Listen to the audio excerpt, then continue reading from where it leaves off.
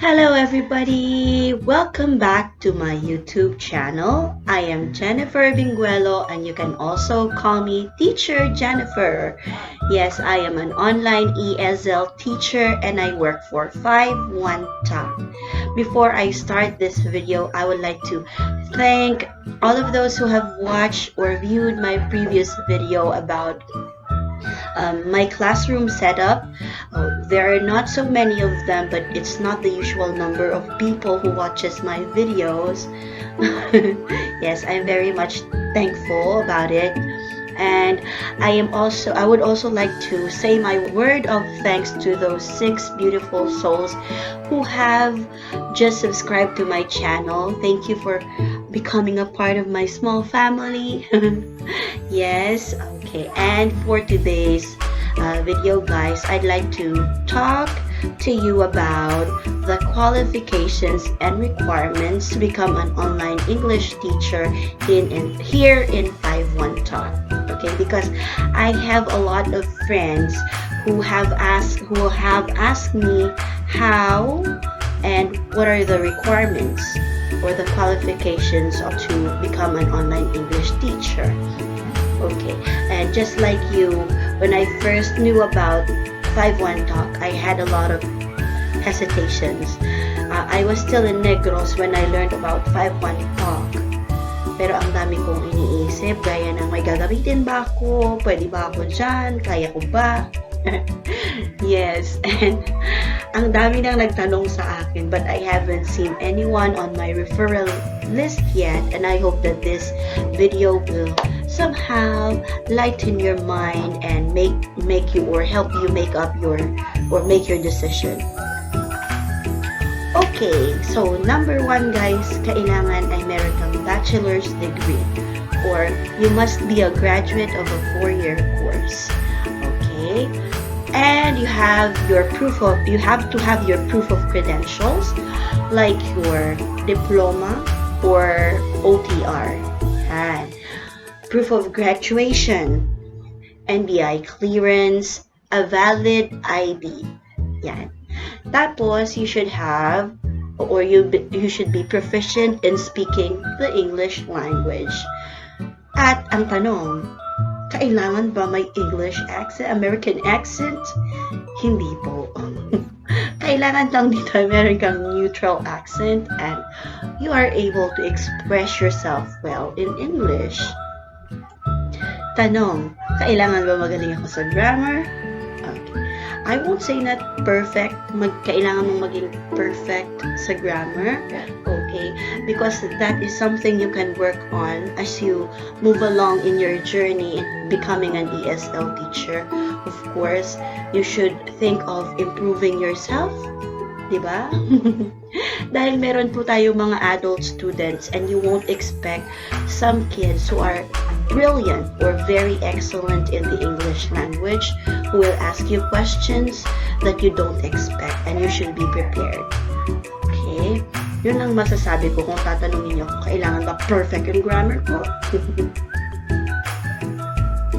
And my tip about that is in case you get hired and you have kids na estudyante, yung mas level up ang kanilang lesson, come to class earlier and review the lesson.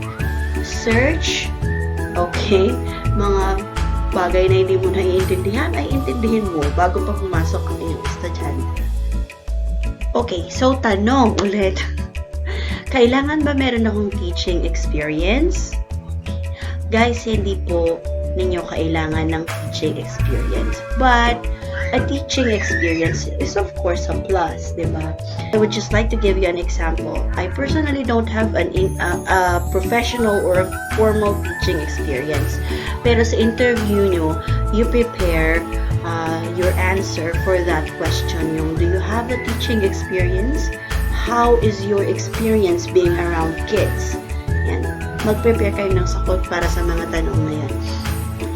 Nung ako tinanong niyan guys, my answer was very plain and simple. No, I don't have a formal teaching experience, but I have children and I prepare them and teach them things that they need to learn before they enter their actual school, like shapes, numbers, colors, letters. Yun lang. And I also said that I also know some of the nursery rhymes that they watch in YouTube. And there. Yun na. Yun na.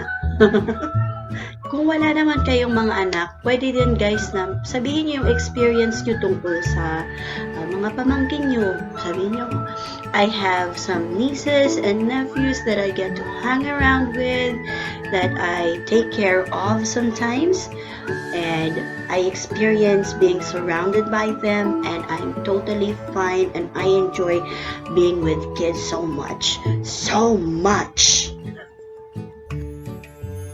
Kasi guys, basically, kaya din lang naman nila kayo tinatanong ng mga ganyang questions is to assess how well you express your answers in the English language.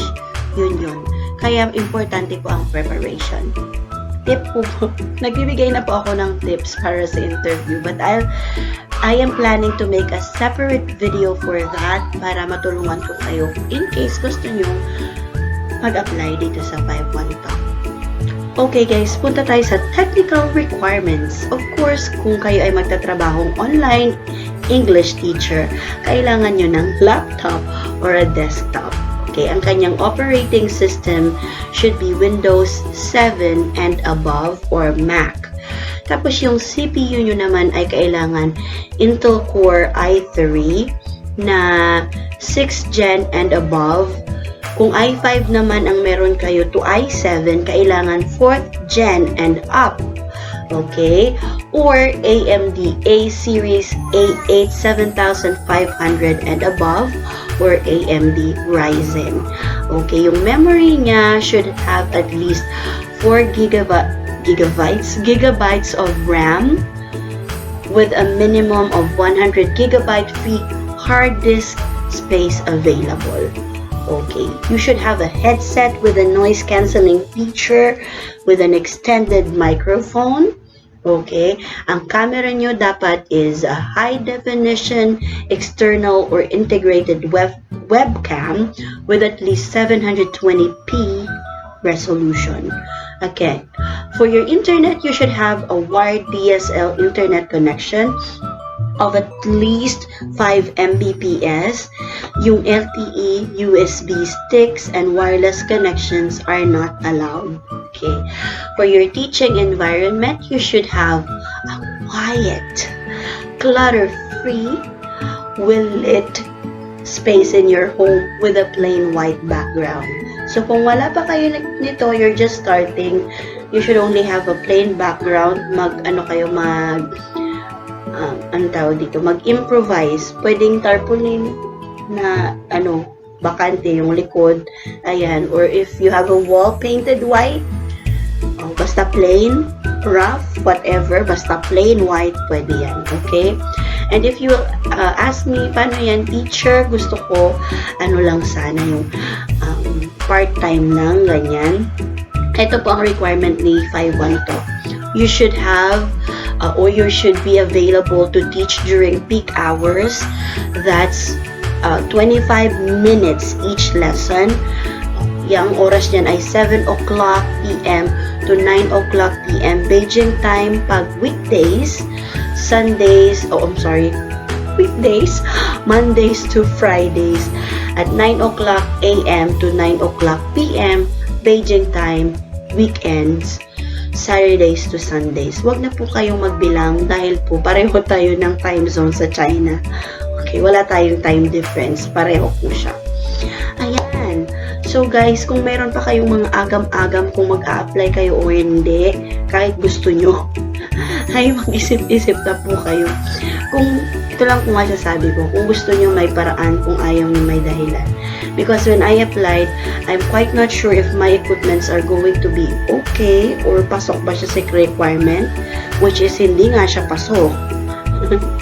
Pero nag-apply pa rin ako. Yes, and when I had an assurance na nakapasa na ako sa initial interview, that was the time na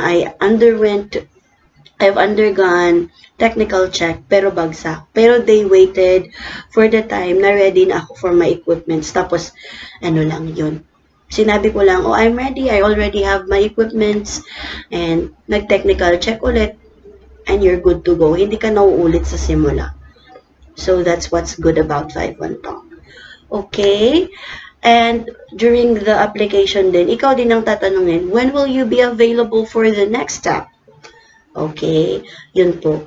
And if you have more questions, further questions, if this hasn't enlightened your agam-agam yet, please feel free to comment down below.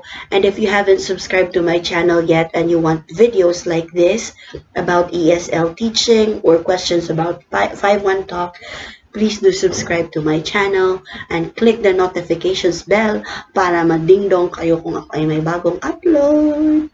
Woo!